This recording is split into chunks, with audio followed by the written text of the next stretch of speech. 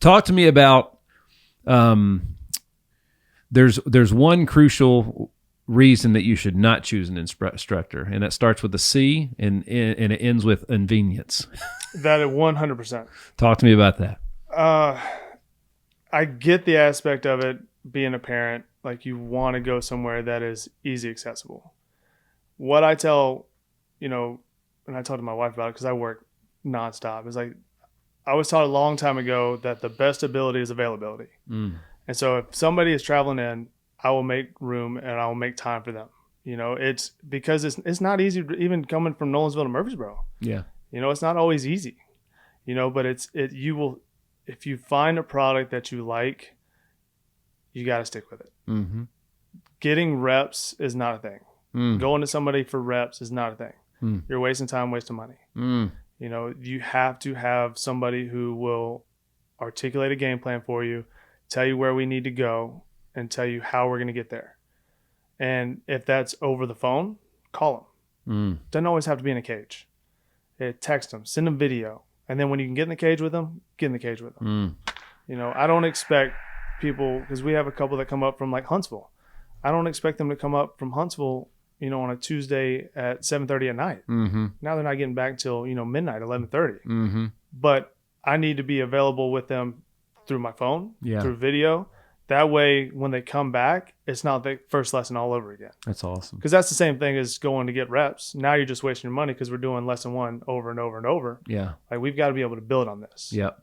It's like having a dietitian. Yep. I'm going to come see you for a checkup.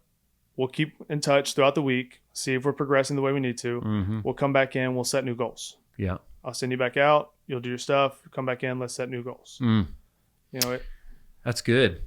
I feel like you're the first stop. You are, and while we're at it, the HitLab does hitting and pitching, right? You have an awesome pitching guy. What's his name? Austin Kaplan.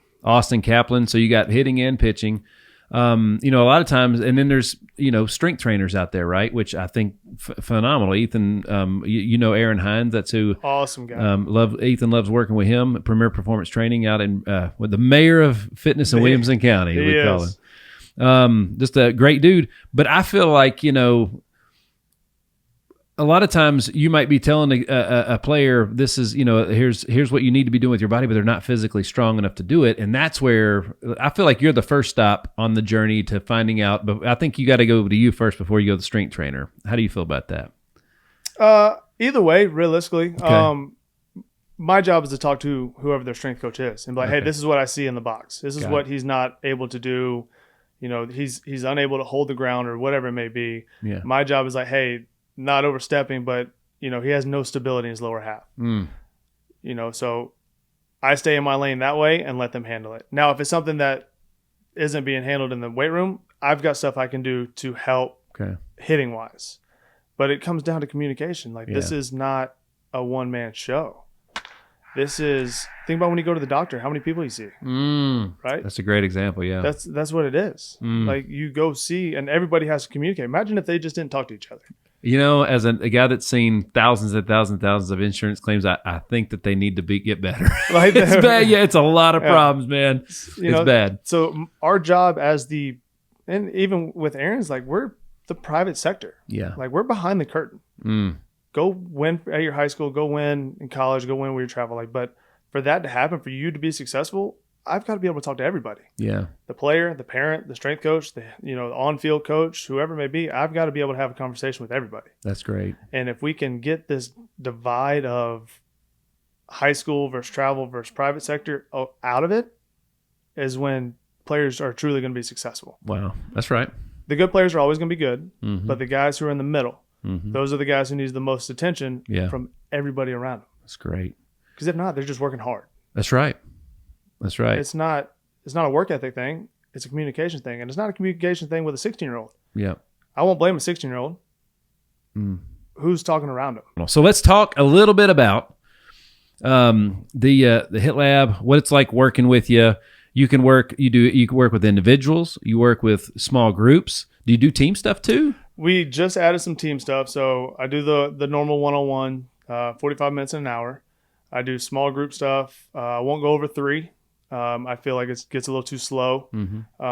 If I do 4, it's because of games, emergency type stuff, where it's 4 guys that have been together before and they know how to kind of keep it moving. I just started working with the DIR Backs program out in Lebanon. Oh, yeah. I'm overseeing the 13s to 18s, the player development side on the hitting side. So this is a kind of branching out for me, is going as a kind of hitting coordinator where I'm working with the team, but more importantly, I'm working with the coaches. You know, so we have it set up where I'll go on site twice a month. We'll have a, you know, big Zoom call the Thursday before I go on to see what happened over the weekend, what they're seeing as a team, and then what they're seeing individually. You know, this as a team, we're struggling doing this. So now I have Friday to build their full game plan for each team. And then as we continue to go, it'll get a little bit more, the clusters will get a little smaller, we'll get a little bit more individualized. Yeah. So when January comes around or February comes around and they're ready to go play school ball, they have exactly what they need. Their full program's kind of laid out for them as an individual. They go to their team practice, and then they can have their individual practice on their own. They don't need me. What are so there's 12 months in a year, all right? As Mark Paul MP3 says, he says there's January, February, travel ball, December. He said those are the 4 months, right? So, but let's talk about the seasons a little bit, and you know, somebody that's an expert in that, how the people that are utilizing the relationship with you the best. Talk to me about what that looks like over the course of a year. Is it, you know, is there certain times of the year where you don't see them at all? Is there certain times of the year where you see them more? Should a parent gauge time consumption on something like this, time commitment? So a little bit of a tricky question. I leave it up to the player. So what I tell the parent is, like, if you feel like you're having to bring him here, don't bring him here. If he's asking you to come here, let's hit. Because hitting wise, you can hit year round. Now it will change. There'll be some where I'll see, you know, twice a month, and there'll be some that, you know, I have that come in, you know, 4 times a week, you know, and it all changes on game schedule, stuff like that, whether they play basketball, they play football, you know, if they're on the road down at Lake Point for 7 days, like, you know, so there's a lot of fluctuation with it. I would say in bulk, I see most of my hitters at minimum 3 times a month. Okay. But that's on top of that, the text thread picks up. Yeah. You know, right. So it's like our communication is year round. Yeah. You know, whether it's, hey, how'd y'all do Friday night? Did y'all win? You know, it just keeping that open conversation. They don't feel like, you don't have to talk hitting. Yeah. They don't feel like when they come in for the week that it's a panic session, that they have to get this done. It's relaxed, it's controlled, you know, so it's not as much seeing them in person year round. I need to be able to talk to you year round. Absolutely. And it doesn't have to be every day. It needs to be like we have this constant conversation, this constant dialogue going. So you feel okay at 11 o'clock at night, you're hitting off the tee, sending me a video. You know, so I would say in general, 3 is the minimum I see most of my guys. Love it.